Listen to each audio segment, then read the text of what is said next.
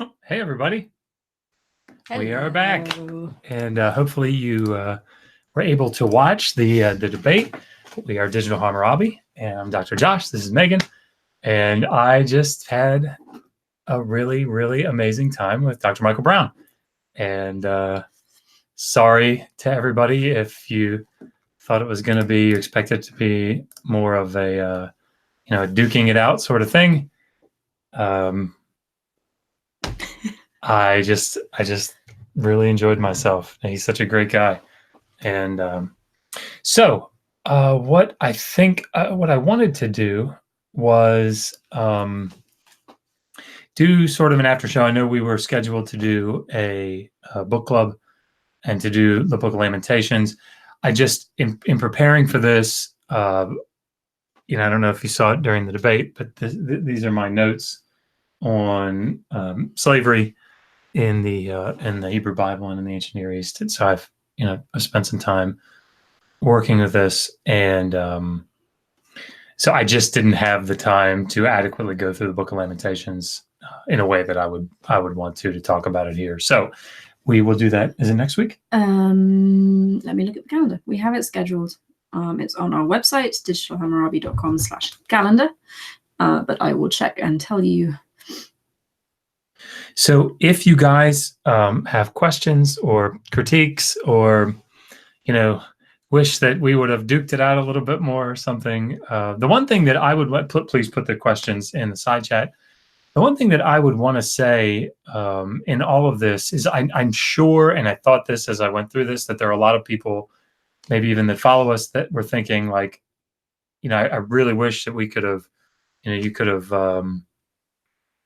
I don't know, what's the way to say that? Like really gotten into the things that you do disagree about. And, I think that both Dr. Brown and I know that because his worldview and my opinion on the ancient Near Eastern text, they're not the same, obviously. That there are tons of things that we're going to differ on. But I think the thing that what I wanted to do in that discussion was to try to highlight where I think both sides in this debate, not just on slavery, but on issues like this, tend to go wrong. And I don't think I think that what ends up happening is you come to the text with an agenda, with a goal, and that's not always a bad thing, right? But oftentimes you don't allow the text to exist in its ancient Near Eastern context, and because of that, it becomes we take extreme views, more extreme views than we really should, and that goes for both sides here, I think. So I really like Cosmic Skeptic, and I think I'd probably like if I got to know him. Is it John? What do you mean?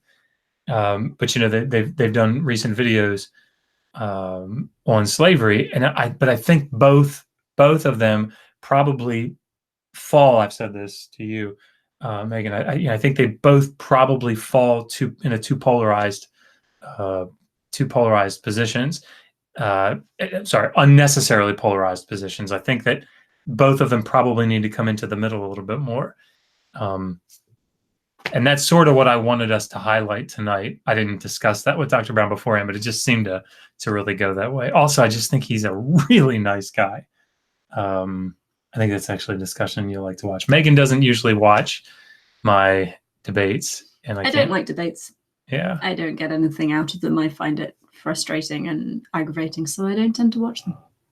But I think you'll like that one if you want to watch it. So, okay. I've got the questions. Oh, you do? Yep. Perfect. So we have a question from High Rise. Do you think David and Jonathan were lovers? I want to be careful when I answer that question. There's an article that came out 2018 by Thomas Rumer, and he deals with this issue. I don't remember what the title is. I could find it. But if you type in we'll David and Jonathan, put a link in the description if we can find one. That's a better idea. I can come up with a name. I just gotta work hard. Also, Dr. Don Dershowitz, of course, I summarized his article in 2 videos on our channel. But both of those articles, that's in the Hebrew Bible. It's Hebrew and Ancient Israel, I think is what it is. The article, 2017 article.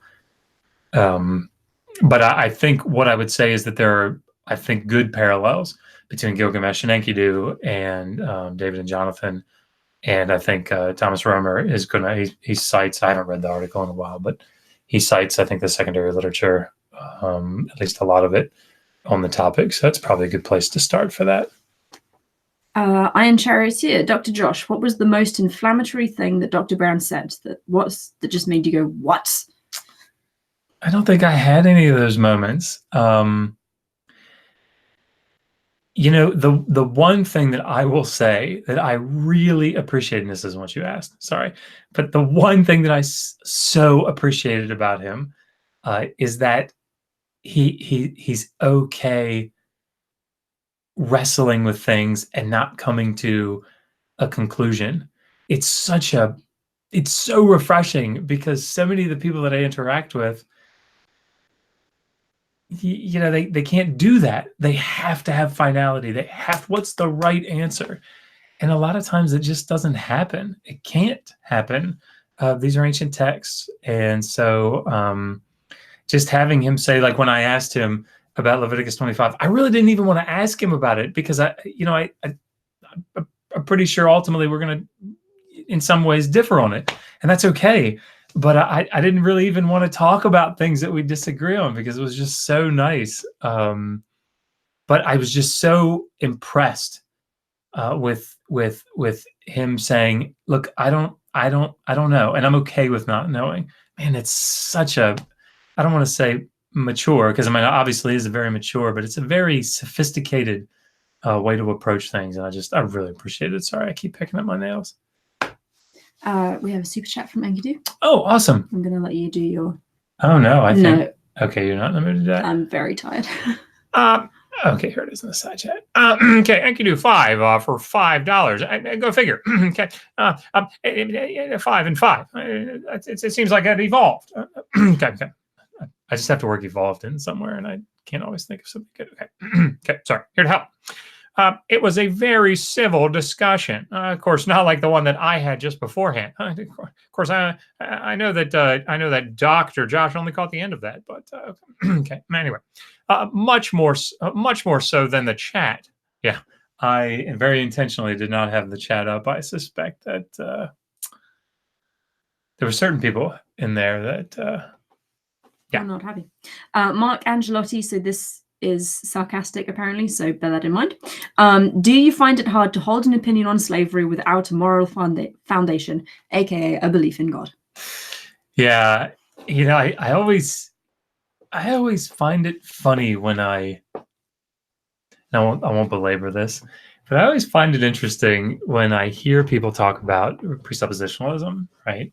In that sense, Christian presuppositionalism, because this idea that, I get it, like I understand why it is that they think what they think, but ultimately they're having to rely on their senses and reasoning. They're having to. I know they don't believe that they have to, because in their worldview they believe that the senses and reasoning are being, guided by special and natural revelation, and so God revealed them in such a way that they cannot be wrong. I get it, but ultimately, we're all in the same boat. We're having to use our senses and reasoning. We all have to have these properly basic beliefs. I guess we don't have to. I don't know enough about philosophy, but yeah.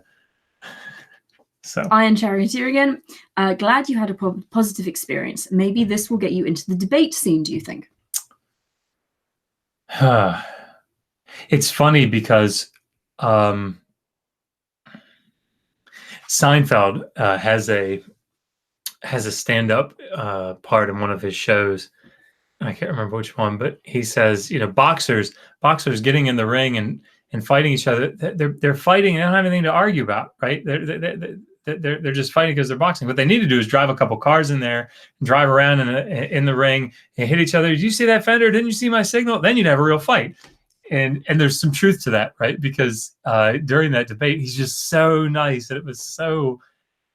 I could have just talked to him for hours, and I probably will in the future. That you don't even want to venture down a road where you might disagree about something. So yeah, I don't like debating at all. Again, I know people say that I misunderstand my abilities. But like I don't. You can be good at something and not enjoy it. Yeah, I don't know that I am though.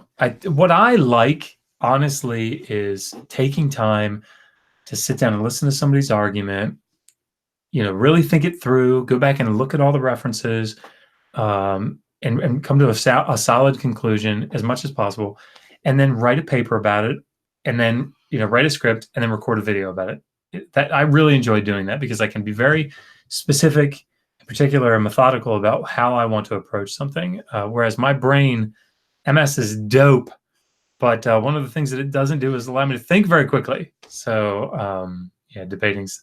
But that's why I like being in there with Skylar, because I know I've said this before, but I can kind of mute, kind of hide out in the back, and then think through, and then hit my unmute button and go, let me say something. So anyway. Math Magic Pagan wants to know, have you heard Kent Hovind say almond? No. Because apparently they cure cancer. Almonds? Apparently. Cure cancer? Yep. Why isn't this common knowledge? I feel like that would be really useful information. It would revolutionize medical treatment. I don't think it's true.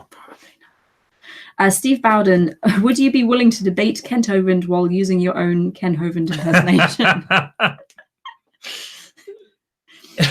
That would be amusing. It would be amusing. I don't know what we'd talk about, though. I don't know anything about biology, and I mean, I guess that doesn't stop him, but sorry, that wasn't funny. No, he definitely knows something about it. I'm sure he knows more than I do. But yeah. Well, that's all the questions. Oh. If you have questions, I should look and see if my email up. Yeah. Nope, nothing from. Maybe he Twittered them at us. Maybe. No, nothing there. Does anybody remember any questions from the live chat that didn't get answered that you guys want to ask? Oh, Enkidu said that praise was debunking you. Oh, awesome. You're totally debunked. Totally debunked. It's just garbage. Yep. There we go. That's okay. I like that. I like that he can debunk me. It's fun being debunkable. Mm-hmm. Yup. Are you tired? Yes. Okay. I'm also half asleep. Sorry, this is not going to be full of sparkling wit and conversation from me. Here we go. We have also Michael Roble. Was the Old Testament written down while the Hebrews were in bondage in Mesopotamia? Good question. A lot of opinions about that, right? First of all, I don't think there are many people that would say that the Bible is written down in this narrow space of time. Actually, there's a really good book.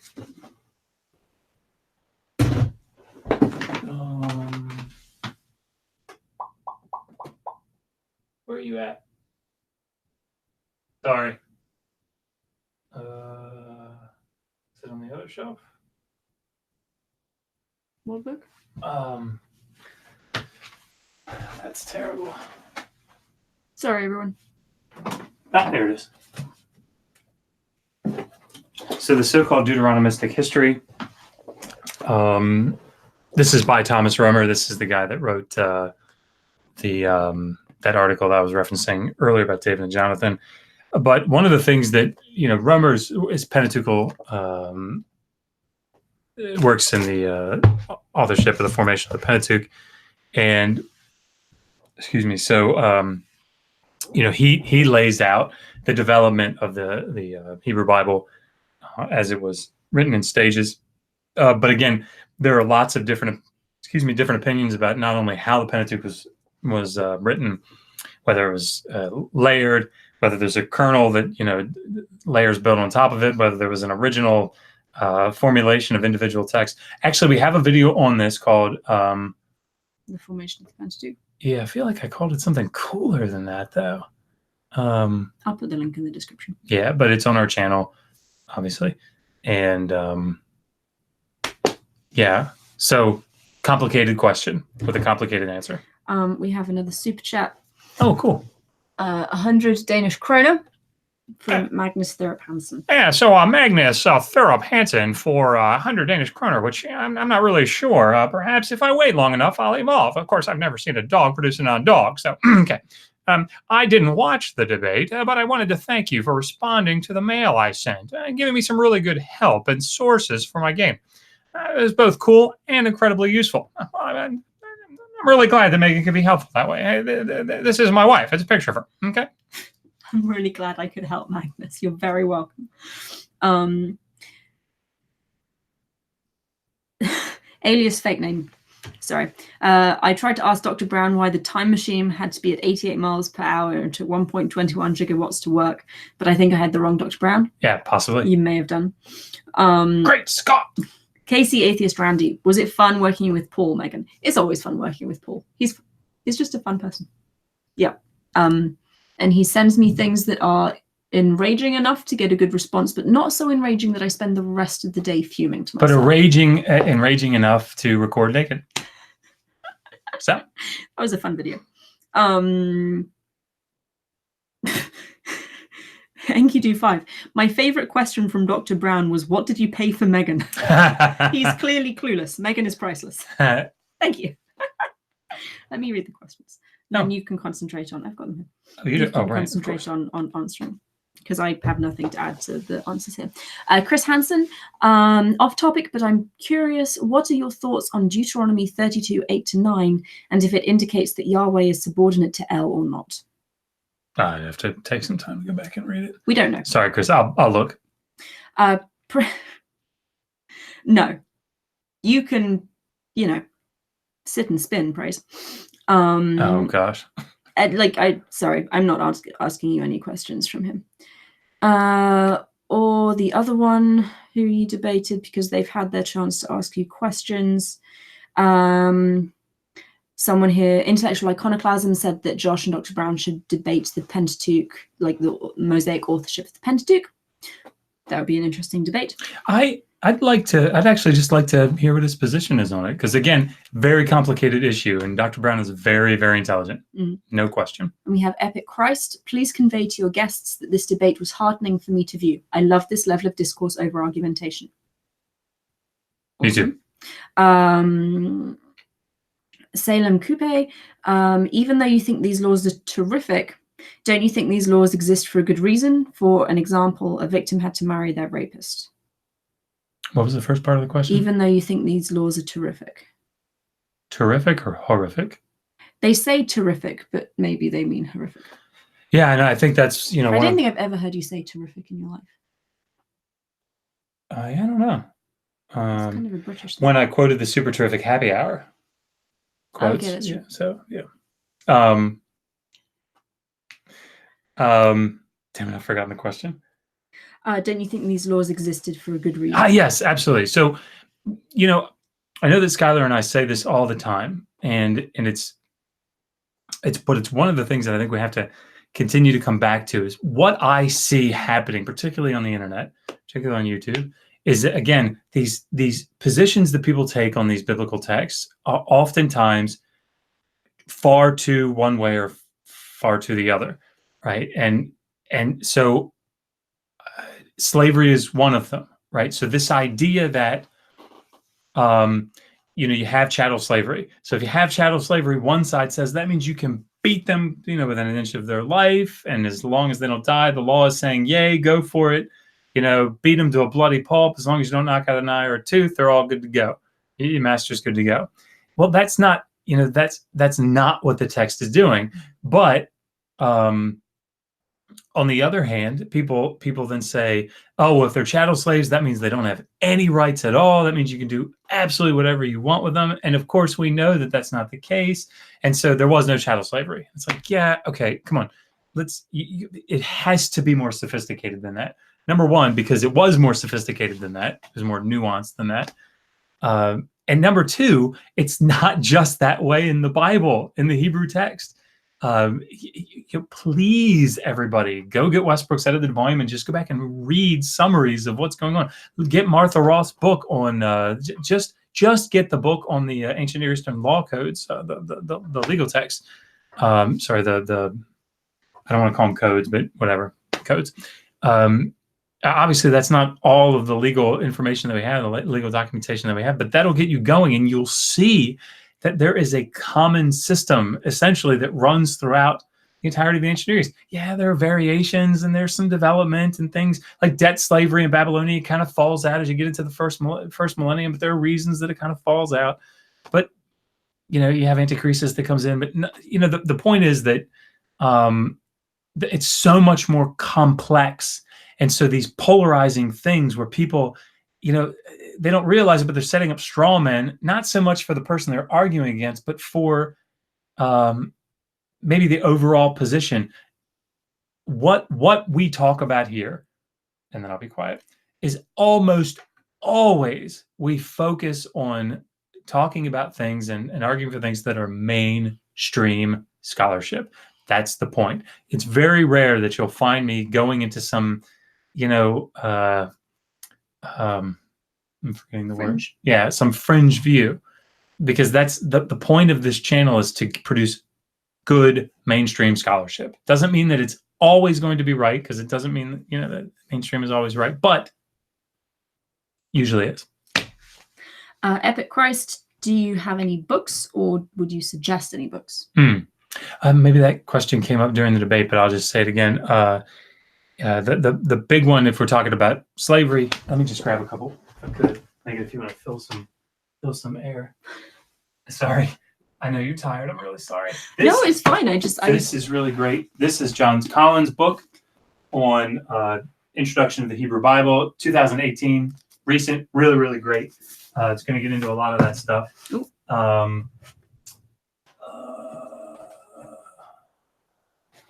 If you want some good introductions to legal text, where are you? Why don't I just put a bibliography up? Yeah, I can, but they probably want to see it real quick. And I can do this. So Kirikinyo's book, fantastic for this. Again, he's going to get into the secondary literature. He's going to present all the different views. Evangelical, I think he was at Trinity Evangelical Seminary, but Westbrook and Wells, Everyday Law in Biblical Israel, fantastic little book. Morrow's book on Introduction to, what is that called? Introduction to Biblical Law, fantastic book. Again, he and Westbrook see things a little bit differently, but that's okay. You can see how much reading Josh has been doing in preparation for this kind of stuff. I enjoy it. Thinking if there's another one. Yeah, anyway, so those are some good basic books. Yeah, sorry. Yeah, so but again, the other one that if you want broad strokes, good information about laws in the ancient Near East and legal texts, the edited volume by Westbrook and Jasnow on, I can't remember what the title actually is. It's like Law in the Ancient Near East or something. It's a 2-volume. And Tikva Freimer-Kinsky did the chapter on Israel. And so it was, but it's excellent volume. 2-volume set. Okay. Epic Christ again. What's your opinion on Mosaic authorship? Yeah, I got a video up on this. I don't think that there are many reputable mainstream scholars that would argue for Mosaic authorship. And really even the biblical text, isn't really strictly arguing for what we would consider Pentateuchal authorship. But I have a video that kind of talks about this sort of thing, and we'll put it, I guess, in the description below. But yes, my opinion here, and I'm not a Pentateuchal formation specialist. I've done a fair amount of reading on it. You can read people like Joel Baden. He's got a really good book on it. Of course, Thomas Romer, this one that I just showed you here. And of course, they'll cite all the secondary literature on this stuff. And I have a actually, I have a bibliography in that video where I talk about if you want to start getting into Pentateuchal scholarship, formation scholarship, that's the bibliography to start with, I think. Last question from the debate. Did the Old Testament permit that men can beat their wife and disrespect their wife, but that wife ought to obey the man? Yeah, I mean, from our point of view, yes. I would say disrespect from a modern day perspective. One of the things that the head of the household had, which was the husband, was the right over his wife, his children, his slaves, his property, and oftentimes they're listed that way together. So when a family began to go into debt, you see this in not only in Exodus but also in Leviticus. You probably are dealing in Leviticus with like a paterfamilias situation where the husband, father is sort of selling off, pledging his kids, his wife. This is standard practice in the ancient Near East. So, of course, by today's standards, that would be considered very immoral and very disrespectful. But this is sort of how the culture was. Scott, Southern Atheist, says, I like watching you all because you all don't twist the scriptures. Thanks for being honest. Happy to help. Richard Madsen, biblically, father can only mean God and master always means Christ. Applied to slavery. I wonder why you haven't before. Can you read it again? I don't think I followed it. Biblically, father can only mean God and master always means Christ. Apply that to slavery. Master can only mean Christ. Yeah, Richard, I don't understand. Sorry. It's probably me. Iron Charioteer, would you agree to the Old Testament being misogynistic? By today's standards, absolutely. DFDFJDDD, that's a good name. As a Christian, I've really enjoyed your content. I disagree with you on a bit, but overall, great job. Awesome. Thank you. Slammed, is Michael Heiser mainstream? Yeah, I'd say on many things he is.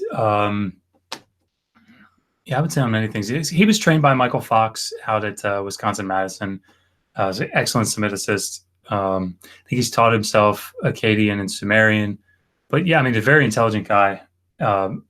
There's things that I disagree with Michael Heiser on, but I mean, it's always going to happen in scholarship. But yeah, I would say that probably, I suspect that having a conversation with him would go very similar to what just happened with Dr. Brown. Like, you just hear that there's so much continuity between, agreement between what I say and what he says. And the reason is because we both take the secondary literature, we take the primary sources and the secondary literature very, very seriously. And I just want to capitalize on this. For those of you that saw it, if you didn't see it, go to Modern Day Debate and watch it. But if you did, Dr. Brown talked for a while about looking at all the different translations and then saying, if they all translate it that way, there's probably a really good reason that they do. This is what I've been saying, and it's just nice. It's very affirming to have somebody in this YouTube community like this who, is clearly very well trained, say what I'm saying. There's a reason that the translators translate the way that they do. The reason is not that it's a conspiracy. Yeah, it's exactly because that is right. the best rendition of the Hebrew into English. That's exactly right. And so, yeah, that's just very affirming. So look, if you have a view, right, if you have a position that's going against all the translations, for example, it doesn't mean that you're wrong. Nobody's saying that you're wrong. What we're saying is find out why, because there's probably a really good reason. And if you find out why and you still think you're right, back yourself up with a lot of evidence. Yeah, go get yourself, I mean, seriously, write yourself, write a 20-page paper, put it up for peer review, find some people that'll look at it and listen when they critique it and find out why. Okay. Magnus again, this is a bit off topic, so feel free to ignore it. But this El talk leads me to ask if there are any connections between El and the Mesopotamian gods like Enki and Enlil. I mean, El is more of a Ugaritic deity, sort of the father god. And I'm not a Ugaritic specialist, at least from the mythology. taken Ugaritic, obviously, but I like that you say obviously there. sorry. Like, of course I've taken Ugaritic. Wow. You're awesome. You're awesome. Sorry, I didn't mean to be. No, you weren't. It was cute. Sorry. Forgot what I was saying. L created to Enki and Enlil. Yeah, there's a lot of articles. Dennis Pardee's probably written fairly prolifically on this. I would imagine. Let me think about it and pull up a bibliography. There are people that specialize in this, and actually, I suspect Richard Averbeck out of Trinity has written. I suspect he's written a fair amount on the comparisons between the biblical text and the Ugaritic text. But certainly Ted Lewis up at Hopkins has written on this. I would imagine he deals with Ugaritic a lot. He's also a super nice guy. Oh my gosh, yeah, we need to get him on here somehow. Love Dr. Lewis. Yeah, he's amazing. Steve Bowden says that Megan is now a book model. I think that's a viable alternative career for me. Yeah, man. Yep, there we go. Thank you, Steve. Uvas, Dr. Josh, that was an awesome show on modern day debates. It was cool. Thank you. The Shepherd's Ambassador. People on the internet, on YouTube, usually have a lot more learning to do, and they learn the wrong way or learn the wrong information. Yeah, I agree. And this is why we're here. And it's not because we have all the answers. That's not the point. That's not what I'm trying to get at. But we've been through this grueling process. We just have. And I feel like we're in a unique position to be able to make give out our experience and our connections, our networking that we've gained through this grueling. So we had a friend over today, brilliant scholar that she's a zoo archaeologist, and she is coming on the show when she and I get our acts together and arrange an interview date. But I mean, like Dr. Maggie Bryson, Heath Drew, Dr. Durrell, Dr. William Reed. I mean, all these people, it's because we know them. And of course, Jenny, I'm blanking on her last name now. I can't remember. Up at Hood College. Yeah, it's because, anyway. So, sorry. Eng613 is asking if we moved or got kicked out. Neither, we're just in a different room. Do you like the panels for sound here? So they've been here for a while. You have not seen them because they've been there. And we had a conversation last night with Jimmy, Mr. Atheist. And I turned my camera around and said, look, we got sound panels. And he said, yeah, they're in the wrong place. Yeah. And I said, well, where do they go? And his are like directly behind him. And he said, well, as you can see, mine are behind me. All right, then. The Raging Atheist says, hey, Dr. Josh, great show today. Steve Bowden, when you hear that someone in the Bible is reaching an age of 800, is it possible that the age could be a measure of the number of full moons? So an age based on lunar cycles? No. Probably not. No. I don't think so. And thank you, Nakasuchi, the little bear. He's in the chat. So this is a sort of a motif that we see in the Ancient Near East. If you read through the Sumerian King List, for example, you just have long reigns before the flood. And in the Sumerian King List, they get more and more realistically human length lives until you get into the historical period that the text was written in. Yeah. 28,800 years. Probably not unlikely. Probably not real. Alan Bell says he got his poster. Awesome, glad to hear it. And if you could do a video debunking each prophecy, it would be great. I would donate $25 per video, and others might also chip in. Wow. Yeah, actually, so I don't know if everybody knows, but we went, Skylar and I went on Ra's show last night, which was a lot of fun. And Orange is just a really nice guy, and Skylar had a lot of fun. It was really great. And I'm probably going to go on the Non Sequitur show. Skylar may come with me, but I probably am going to start moving out of studying slavery, and I may get into prophecy. That might not be a bad thing to get into. I've done some videos like on Daniel. I've worked with Aaron a little bit on like Isaiah 53, and I worked with Paul Gia a little bit on Isaiah 7:14. But yeah, maybe that would be a good thing, and to get another binder on Daniel would be probably a worthwhile thing to do. So Jordan W says, I love your channel so much. Thank you for the great content. Thank you for being with us. Yeah, very glad to have you. Lisa for Truth, what's your take on NWT? I don't like wrestling, so I don't know what NWT I think it's the stands New for. World Translation. Is that the Jehovah's Witness translation? I don't know.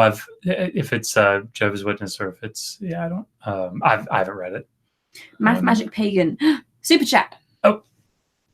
Oh yeah, I'm Math Magic Pagan for £2. Okay, I think I speak for all. We love what you do, of course.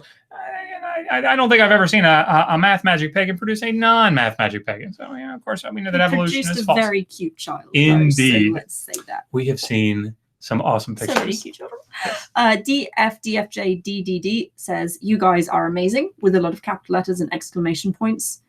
Thank you. Thank you. Oh, sorry. So Richard said he's apologizing. The comment he made previously, the Father being God, was actually for the side chat audience, not for us to answer. Sorry, Richard, I misunderstood.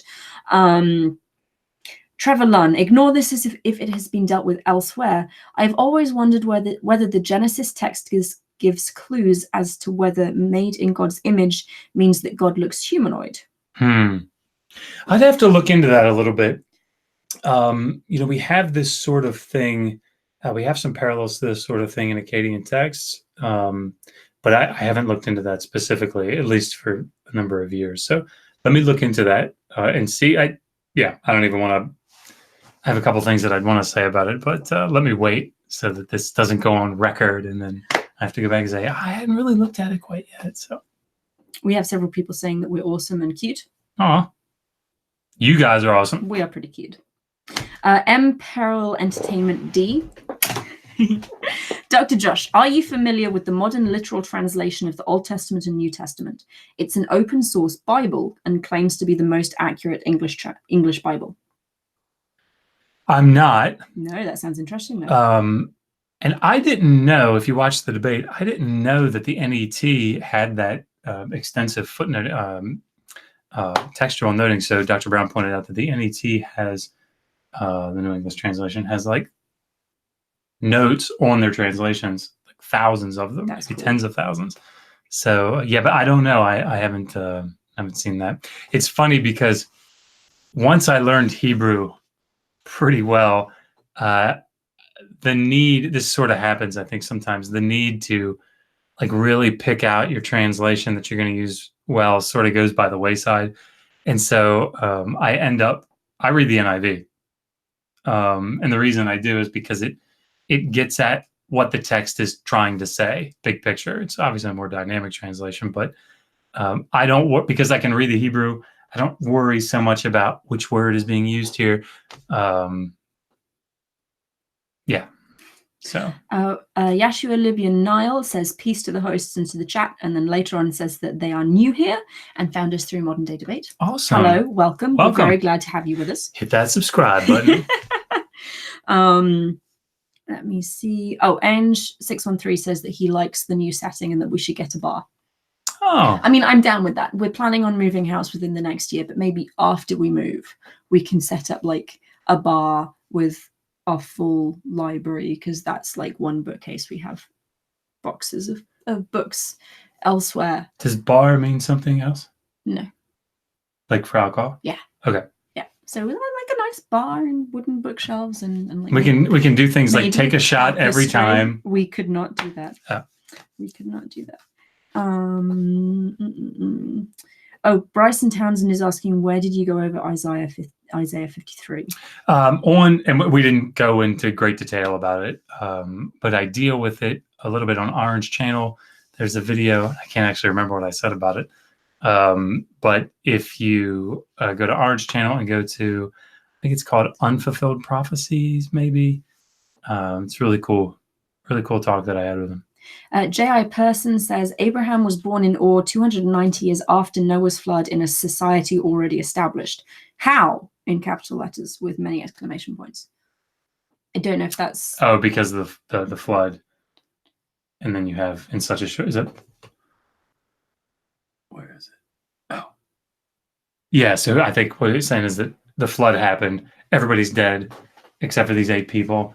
And then 290 years later, you have a complete civilization that Abraham's coming out of. How in the world would that have happened? Abraham didn't exist. Oh, right. I'm going to think implicitly. Oh, I see. Yeah. I see. Walter White, why are you guys into MS? I have it. Josh also has MS. I'm not sure we're into it as much as living with. I'm not into it. I have to take a pill twice a day that makes me turn bright red and feel like I have a sunburn. I don't like it. I love you. I love you. Steve Bowden is suggesting Mesopotamian drinking games. We could make a drink called the Dingerita. I mean, I think that has to be done. Magnus says, I'd love to take a shot every time Gilgamesh or someone else compares his love of Enkidu to his love of a wife. Yes. We would be on the floor very quickly. Lisa for Truth, what introduction to Assyriological texts do you suggest? Like literary texts? Doesn't specify, but yeah, this one.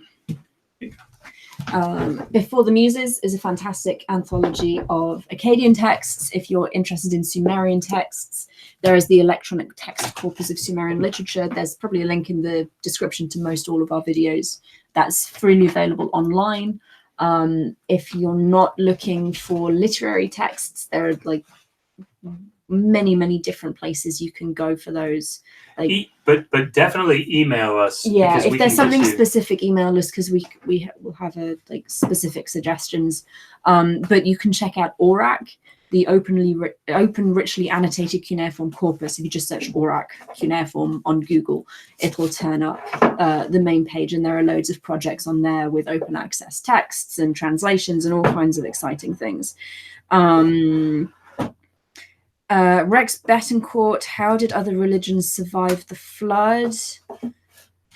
I'm not sure either Josh or I would say that there was a global flood that other religions had to survive necessarily. Yeah, I mean, I think the...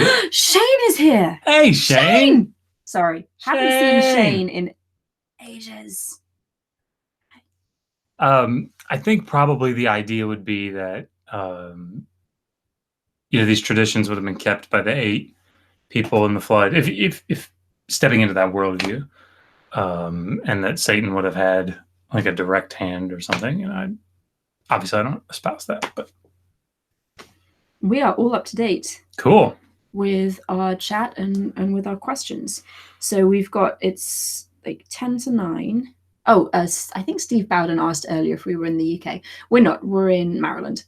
And it's only 10 to 9, but we were up far too late talking to Mr. Atheist last night, so I need to see. Do we know what time the place closes? I got you food.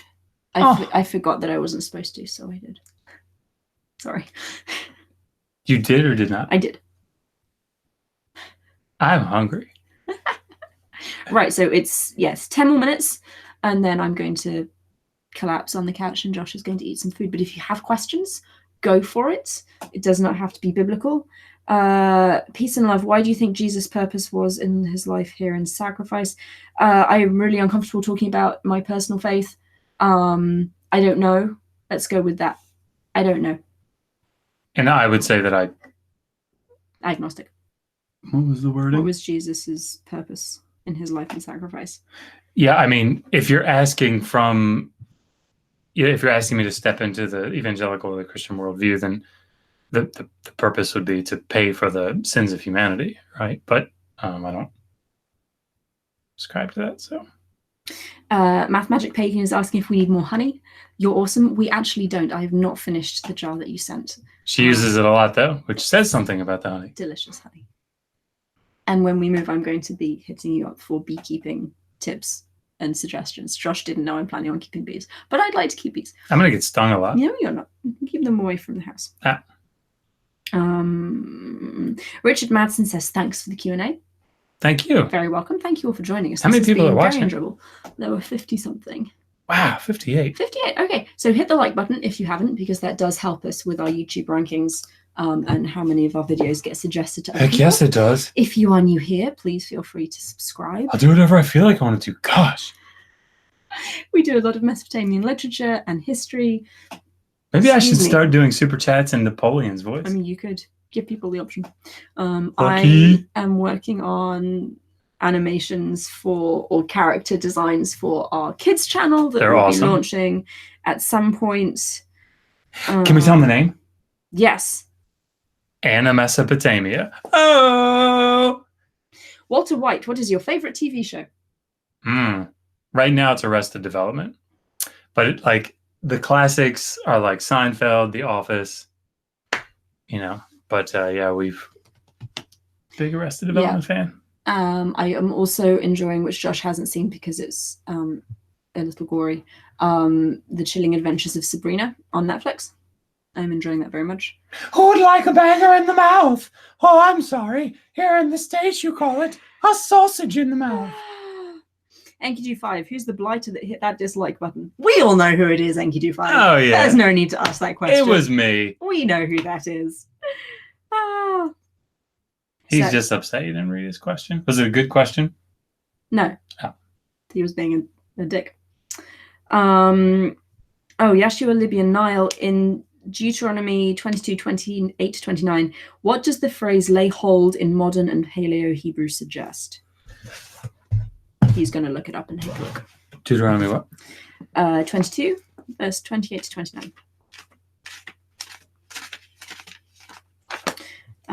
Redbeard, hello all. I think I'm late again. Sadly, yes, we are about to finish. But if you have any questions, we are going to be here for another 10 minutes. So if you have a question or just want to comment, go for it. We'd love to hear from you. Hi, Harry. Damn, I'm so late. I didn't see the debate. I will check it tomorrow. I like you guys. Thank you. You display due diligence, which I respect very much. And HAPS is very good. HAPS is awesome. And due diligence is very important. But if you are new, HAPS is our crowdfunded scholarship program for PhD students. It stands for Humans Against Poor Scholarship. And we're providing $2,000 over the summer to support a PhD student's research projects, to support 3 PhD students' research projects, actually. And we have all of the interviews on our channel, and you can go there and hear all about the fascinating research that PhD students are doing. And if you would like to contribute to HAPS, we do take PayPal, and it's also one of our Patreon accounts is patreon.com/HAPS Fund. I think it's HAPS Fund. So what was the question about? So Hebrew. Sorry, I'm scrolling for the question again. What does the phrase lay hold in modern and Paleo Hebrew suggest? So it's not the word itself oftentimes. Sometimes it is. This word is tafas, which means to like seize something. There are different words that have that meaning. Chazak usually, if not always, is like a grabbing hold of something. Lakach, to take, sometimes can have the nuance of taking in a, like to seize slaves or to seize property. It can have that, but oftentimes it's not. It's just a sort of a more neutral term. Tafas here, I'd have to look into the statistics. I mean, the number of occurrences where tafas is like but it says to seize her, and he seizes her. Yeah, but I'd want to I'd want to read through Deuteronomy 22 a little more closely before I comment on it too much, just because of the nature of the verse. And Yeshua Libyan now has sent us $2 in a super chat. Thank you very much. If you have a message you would like Josh to read in an amusing voice, go for it. Yeshua Libyan 9 for $2. He does whatever he feels like he wants to do. Gosh. Mathematic Pagan says, would we prefer Patreon for people to join our HAPS or our Digital Hammurabi Patreon? Really, it's up to you guys. It depends what you want to support. We're grateful for your donations either way. The HAPS money goes directly to PhD students. It supports their research and their scholarship. Digital Hammurabi money goes towards things like computer upgrades for us, software. So really, whichever. I'm really sorry, Math. I know that's not terribly helpful for you. Whatever you want to support is perfectly fine with us. We're going to keep doing this regardless. We expect nothing. But like we're just honestly, your attention and your friendship is perfect. Absolutely. And we're we're looking at trying to get a new camera. just because I think that would make production quality look a little better. But we try to use the money from the digital Hammurabi one to do that sort of stuff. So Squozy has said, what is your favorite Mesopotamian text to read? Ooh, go ahead if you want to go first. I already have mine. You go for it. Poor Man of Nippur. I like the Poor Man of Nippur. That's very amusing. I like the Agushaya hymn. Yeah, it's pretty good. Which is a hymn to the goddess Ishtar, in which she gets so awful and terrifying and destructive that one of the other gods creates her doppelganger. And in that, Ishtar is so horrified by how horrible and awful this doppelganger is that she calms down because she doesn't want to be like that. But it's I also like text. Can I pick a Sumerian one too? I also like Shogie. You're gonna have to tell them what Shogie is. My penis is bigger than everybody else's penis in the whole wide world. But from a Mesopotamian royal perspective. Yeah, it's much more refined. And he doesn't actually mention his penis. Like everything else, his intellect. I am the dragon. I am the one born of the goddess.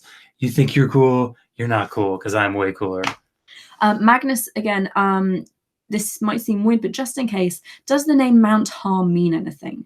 There's a thing I follow that's full of references to everything biblical and Mesopotamian, and Mount Har has a central role. Mount? H-A-R. So Har means mountain? Mountain. That's amazing. I like that. Yashua in Libyan Nile says, fair enough, shalom. Jonah Epstein, of the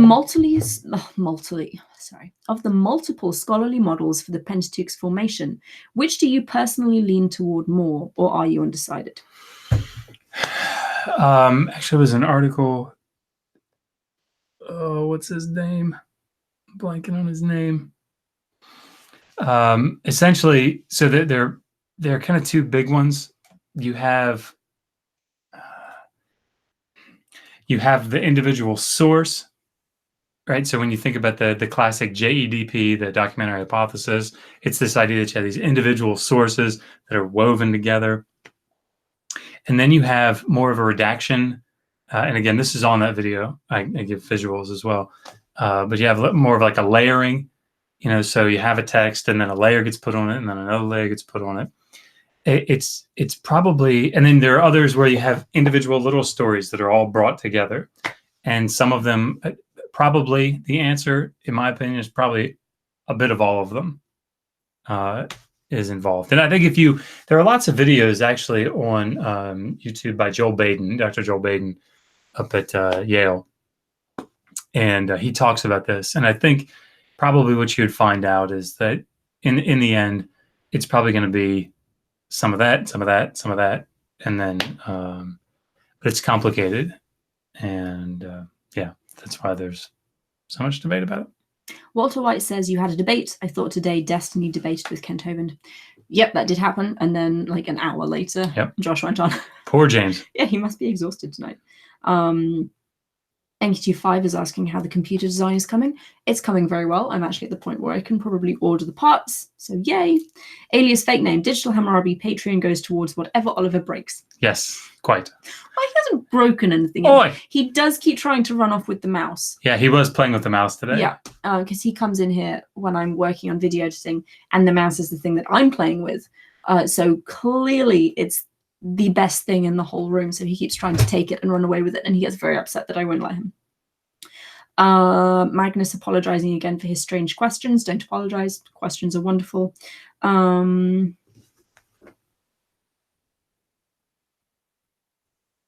our baby.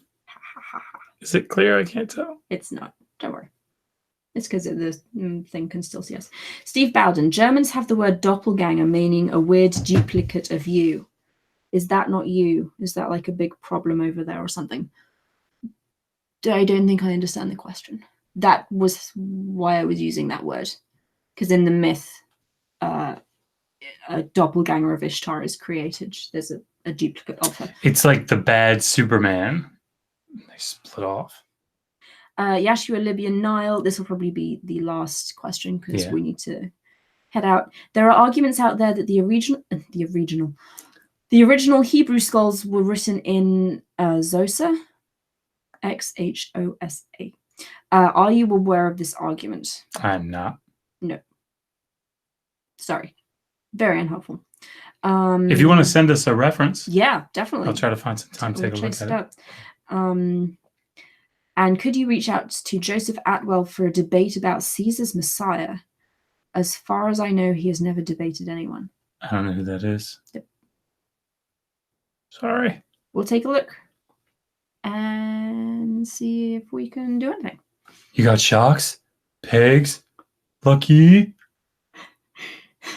Napoleon Dynamite and I are going to call tonight.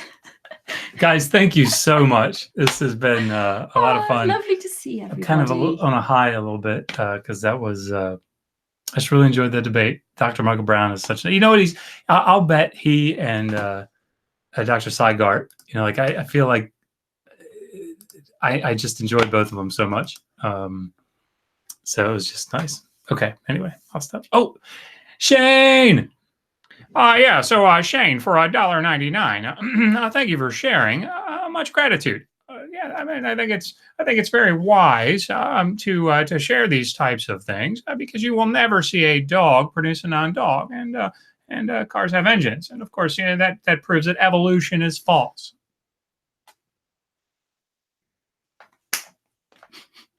I can't think of things to say, and so I just keep talking in that voice. Thank you, everybody. This has been lovely. Indeed. And we will be back. Actually, before we go, let me just take a look at the calendar and let you all know what's happening because I always forget this. In the meantime, I'll beatbox. Okay. So on... She's like, quickly. Actually, I'm always impressed by your beatboxing. You shouldn't It's be. never been something I've been able to do. So on... What? I'm trying to think of a time when you would think, oh, yeah, I can't beatbox. I think it's really cool. Oh, I love you. I love you. So on May 21st, from 3 to 4 p.m. EST, I will be talking to one of the curators from the British Museum, Jonathan Taylor, about what it's like to be a curator, his day-to-day duties, what kind of research he gets to do, how you put on an amazing exhibition like the Ashurbanipal exhibition. And then on the 25th of May, we have the last book club of the month where we will go through the Book of Lamentations in the Hebrew Bible. So join us for those. They are both on our calendar, which is on the website, digitalhammurabi.com/calendar. I update that every time we have a new interview or a new book club scheduled. That's the place where all of our live streams should hopefully be listed. And we have like 2 new super chats. You have to read it in the cool voice. I don't like doing the cool voice. All right. Thank you, Enkidu5. Enkidu5 for $10. And there are 2 of these. It's almost as if one evolved into the other. Okay. For the new pewter. And of course, part of the problem, I think, Enkidu5, is that we don't need really to put new parts in, of course, because we know that eventually it will evolve into a better computer. So, okay, I'm here to help. Enkidu, if you need us to send you a refund, just email me and I'll PayPal you the money. Absolutely. But thank you very much. And final word from TVTube me, because I think this is an excellent note to end on. Always check your sources, not just the titles to the works, but bibliographies with a preemptive agenda are usually a gateway to a bad source. Wise words. Thank you. And Enkidu5 will definitely refund that. Thank you, everyone. Thank you guys so much for watching. Thank you if you watched the debate. If you haven't, go watch it when you get some times. Excellent. But until next time, resist poor scholarship. Always ask, how do you know that? Good night, guys.